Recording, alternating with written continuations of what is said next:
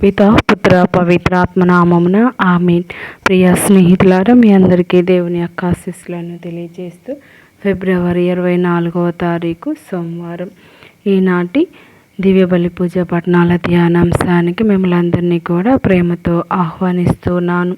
మొదటి పఠనము శ్రీరాపుత్రుడైన యేసు జ్ఞాన గ్రంథం 1వ అధ్యాయం 1వ వచనం నుండి 10వ వచనం వరకు. మార్కు సువార్త 9వ అధ్యాయం 14వ వచనం నుండి 19వ వచనం వరకు. ఈనాటి సువార్త పఠనాన్ని భక్తి శ్రద్ధలతో చదువుకుందాం. పిశాచగ్రస్తునకు స్వస్థత. వారు తక్కిన శిష్యులను చేరుకొని అచ్చట పెద్ద జన సమూహము కూడియుండుట చూచిరి. ధర్మశాస్త్ర బోధకులు కొందరు శిష్యులతో తర్కించుచుండిరి. యేసును చూడగానే ప్రజలు మిగుల ఆశ్చర్యపడి పరుగున వచ్చి ఆయనకు నమస్కరించిరి. వారితో, మీరు ఈ విషయమును గూర్చి తర్కించుచుండిరి అని యేసు శిష్యులను ప్రశ్నించెను. జన సమూహంలో ఒకడు, బోధకుడా, మూగదయ్యం పట్టిన నా కుమారుని తమ యొద్దకు తీసుకుని వచ్చి తిని, భూతము వీనిని ఆవేశించినప్పుడెల్లా నేలపై పడవేయును.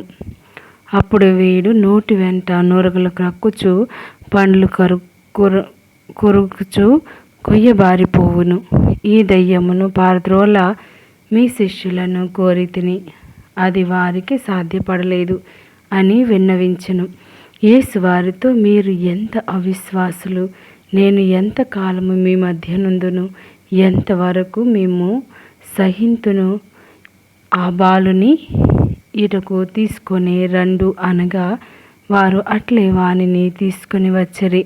యేసును చూసిన వెంటనే ఆ దయ్యము వానిని విలవిలలాడించి నేలపై పడవేసి అటు ఇటు దొర్లించి నొరగలు క్రొక్కించెను. ఈ దురావస్థ ఎంతకాలం నుండి అని యేసు ఆ బాలుని తండ్రిని అడిగెను. పసితనము నుండి అని అతడు బదులు చెప్పి, అనేక పర్యాయములు ఆ భూతం వీనిని నాశనం చేయవలెనని నీళ్లలోనూ నిప్పులలోనూ పడవేయుచున్నది. తమకిది సాధ్యమగునేని నాపై కరుణించి సాయం చేయుడు అని ప్రార్థించెను. అందుకు యేసు, సాధ్యమగునేని అనుచున్నావా? విశ్వసించువానికి అంతయు సాధ్యమే అని పలికెను. అప్పుడు ఆ బాలుని తండ్రి, నేను నమ్ముచున్నాను, నాకు అవిశ్వాసము లేకుండానట్లు తోడ్పడము అని ఎలుగెత్తి పలికెను. అంతటి జన సమూహము నెట్టుకొనుచు వచ్చి ఆయన చుట్టూ చేరుట యేసు చూసి దెయ్యమును ఉద్దేశించి, మూగ చెవిటి దెయ్యమా, ఈ బాలుని విడిచిపోము, మరెన్నడూ వీనిని ఆవేశింపకము అని శాసించెను. అప్పుడు ఆ భూతము ఆర్భాటించుచు బాలుని వెలువిలలాడించి వెళ్ళిపోయెను. బాలుడు పీనుగు వలె పడిపోయెను. అనేకులు వాడు చనిపోయెననిరి. కానీ యేసు వాని చేతిని పట్టి లేవనెత్తగా వాడు లేచి నిలచుండెను.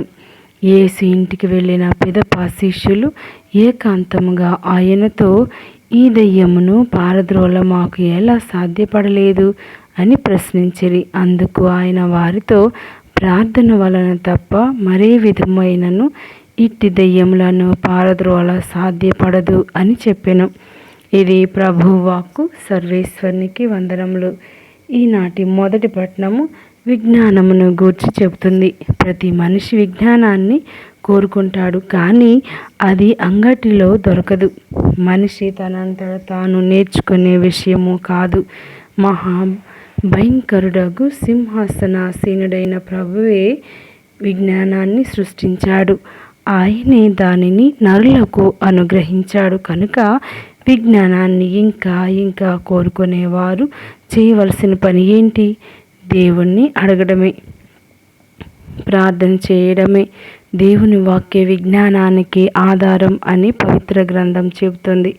సువిశేషంలో శిష్యులు ఒక పిశాచగ్రస్తుడైన బాలుని శిష్యుల స్వస్థపరచలేకపోయినందున ఆ బాలుని తండ్రి ప్రభువును ఆశ్రయించాడు. ప్రభువు సులువుగా ఆ బాలునికి స్వస్థత చేకూర్చాడు. ఆ బాలుని తండ్రికి ఒక పాఠాన్ని నేర్పాడు. విశ్వసించు వారికి అంతయు సాధ్యమే. దేవునికి అసాధ్యమైనది ఏదీ లేదు. యేసు దేవుడని నిరూపించే ఒక అద్భుతం ద్వారా ఆ బాలుని తండ్రి యేసును ప్రభువుగా గుర్తించాడు. ప్రభువును ప్రార్థించాడు, నాకు అవిశ్వాసం లేకుండానట్లు తోడ్పడము. మనము ప్రార్థన చేయవలసిన ప్రథమ అంశం ఇదే. ఇదే సమయంలో ప్రభువు శిష్యులకు కూడా ఒక పాఠాన్ని నేర్పాడు. వారెందుకు ఆ బాలుని స్వస్థపరచలేకపోయారో ప్రభు వారికి వివరించాడు.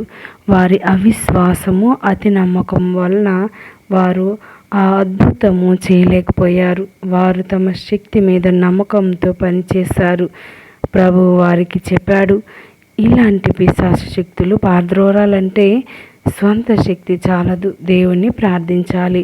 దేవా, నీ శక్తిని నాకివ్వు అని ఆ బాలుని తండ్రి ప్రార్థించినట్లు ప్రార్థించాలి. ప్రార్థన వలన తప్ప మరే విధముగాను ఇట్టి దెయ్యములను పారద్రోల సాధ్యం కాదు అని ప్రభువు చెప్పాడు.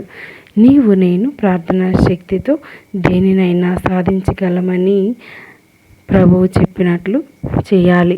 ప్రియ స్నేహితులారా, మరి ఈనాడు ప్రార్థనతోని సకల ఐశ్వర్యాలు పొందగలమని ప్రభు మనతో ముచ్చడిస్తూ ఉన్నారు.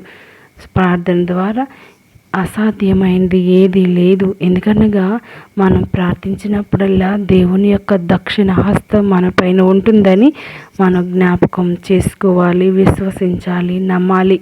ప్రార్థనే మనకు ఆయుధం. ప్రార్థనే మన జీవితంగా మార్చుకుందాం.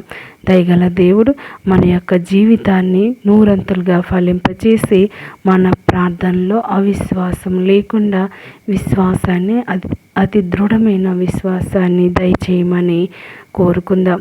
దయగల సర్వేశ్వరుడు మన యొక్క ప్రార్థనా జీవితం ద్వారా అనేక అద్భుత శక్తులు మనలో కలుగునుగాక. అద్భుతమైనటువంటి స్వస్థత కలుగునుగాక. పితా, పుత్ర, పవిత్రాత్మ నామమున ఆమేన్.